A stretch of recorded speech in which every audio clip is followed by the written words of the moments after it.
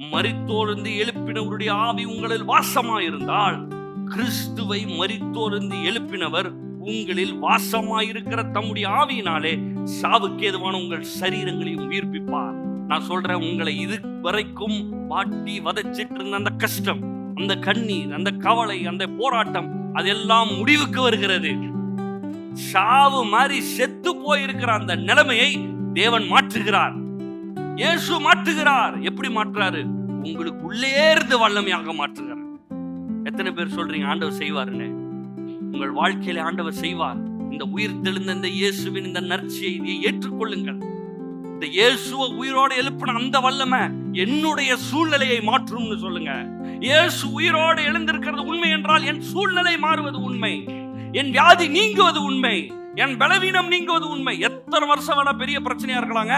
உங்க குடும்ப பிரச்சனையா இருக்கலாம், இல்ல வாழ்க்கை பிரச்சனையா இருக்கலாம், இல்ல வேலை பிரச்சனையா இருக்கலாம். எதுவுமே நடக்க மாட்டேங்குதுங்க, எல்லாம் செத்து போன மாதிரி இருக்குது, எல்லாம் நாடி போன மாதிரி இருக்குது அப்படி நீங்க நினைச்சிட்டு இருக்கலாம். நான் இன்னைக்கு சொல்றேன், இயேசுவை உயிரோடு எழுப்பின அந்த வல்லமை உங்களுக்குள் வாசம் செய்கிறது.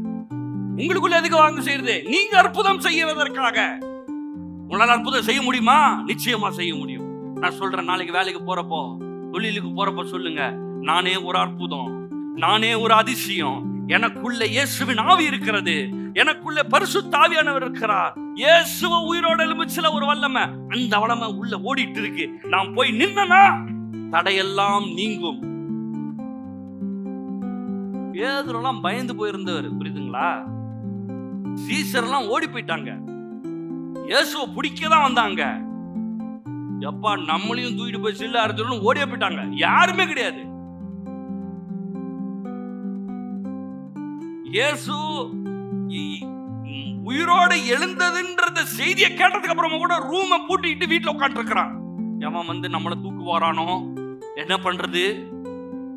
அப்புறமா பேதுரு சொன்னாரு, ரொம்ப நேரமா ஒளிஞ்சிட்டு இருக்கோம், பசிக்குது, நம்ம என்ன பண்ணலாம், போய் மீன் பிடிப்போம். மீன் பிடிக்க போயிட்டாரு. இதுதான் சீசருடைய நிலை. ஆனா பரிசுத்த ஆவியானவர் வந்த போது அவங்க யாருன்னு தெரிஞ்சப்போ, சிறைச்சாலையில தூங்கிட்டு இருக்கிறாரு, தட்டி எழுப்பி நடந்த உடனே கதவெல்லாம் திறக்குது.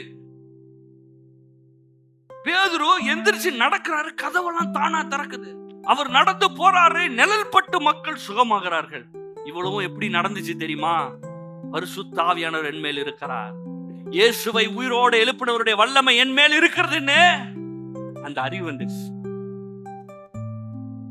இன்னைக்கு நான் சொல்றேன், இதை பெற்றுக்கொள்ளுங்க, வெளிப்பாடா பெற்றுக்கொள்ளுங்க.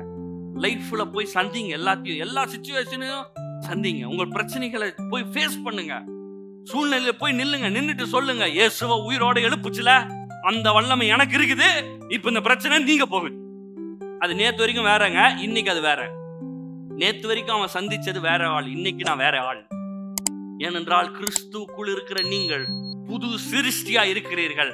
பழையவைகள் எல்லாம் ஒளிஞ்சு போயிருச்சு, இன்னைக்கு நீங்க புது ஆள். இது அறியாத வரைக்கும் பழைய ஆளு, அறிஞ்சதுக்கு அப்புறம் நான் புதிய ஆள்.